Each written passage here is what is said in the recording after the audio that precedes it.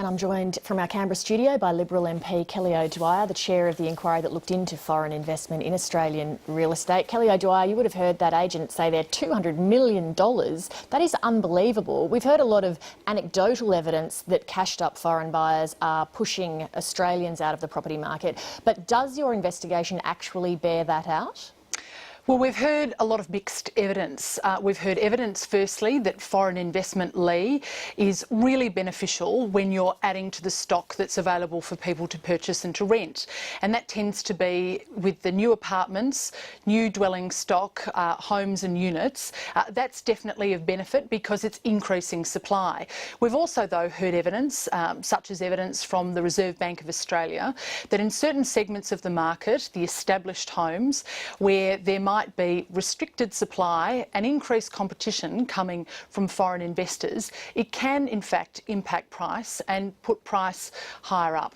And is that happening across the market everywhere, or is it in selected pockets?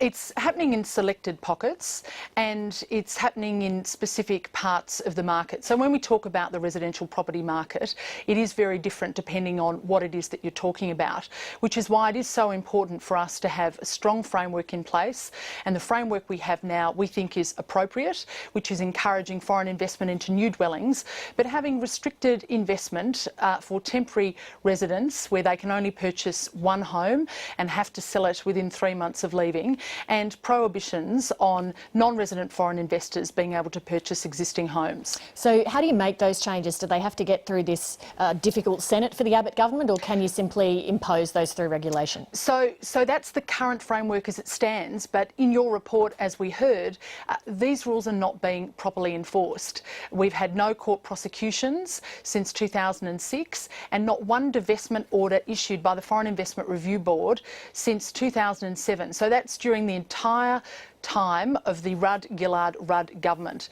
I think that FIRB has definitely been asleep at the wheel. We have been very critical in our report about the internal processes at FIRB for audit, compliance and enforcement activity, but we have also equally said that FIRB does need to be beefed up and that penalties need to be stiffer and there needs to be more transparency. So if you do try to improve the efficiency of the Foreign Investment Review Board, is that going to make it easier for Australians to buy a more affordable home? Well, certainly we think that it is going to be important for Australians to have confidence in the system, and it will stop the illegal purchasing of property. It will make it incredibly difficult because for the very first time we're going to have a civil penalties regime, and we're also going to include third parties who might assist a foreign investor knowingly to try and breach the rules. They're now going to be caught. Given that housing availability and affordability are really major challenges for many Australians, why doesn't the Abbott government have a housing minister? Well, look, we have a number of ministers who are very interested in this area. The Treasurer himself would be responsible in part for this area. It's not the same as a dedicated minister, though, is it? Yeah, but the truth is, Leigh, that it isn't all wrapped up in a bow like that. There are lots of factors that impact housing affordability. And a minister could draw all of those together. Well, housing affordability is affected by a lot of things that happen at a local council level and also at a state planning level as well. And we've noted that in our report, that actually adds to the ultimate price of housing for a lot of consumers. On another matter, the government's rethinking the $7 GP co-payment. What do you think is the best way to go on that, given the negative public reaction? Well, look, we have announced the reasons why we have put in place through our budget a $7 co-payment, and it's for two reasons. It's for the reason that we need to make sure that Medicare is sustainable, and part of the money would actually go to making it sustainable, and secondly, it's to make sure that we have in place a vision for the future. And do you still think that's a good medical research. Do you still think that's a good idea? By having a medical research fund? Well, of course, we need to make Medicare sustainable. It's gone up. Do you support the $7 co-payment figure?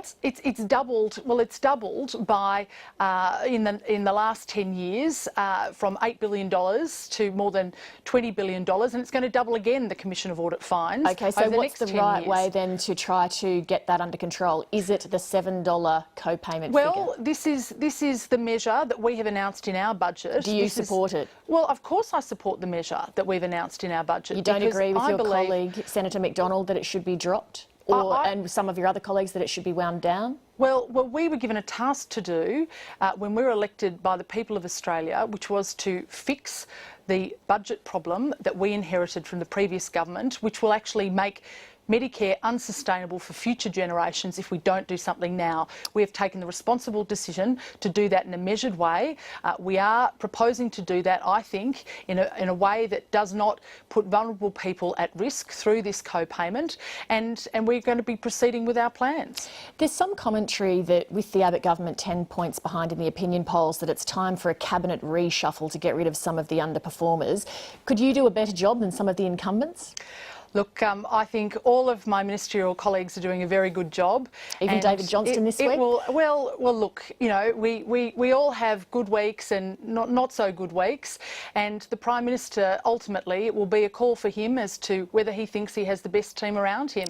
But Do you think that the best team is up there at the moment? Well, I think we have a very, very strong team, and we have been delivering for the nation. We have been delivering on our promises to cut the carbon tax. We have been delivering on getting rid of the mining tax. But even the friendliest of commentators like Andrew Bolt and Alan Jones are telling you need to pull your socks up.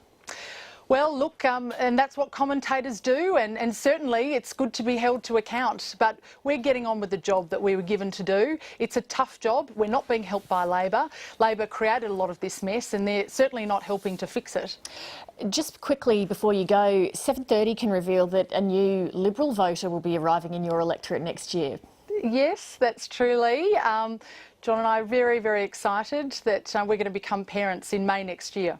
Well, that is lovely news to end the interview on. Kelly O'Dwyer, thank you very much and congratulations. Thanks very much, Leigh.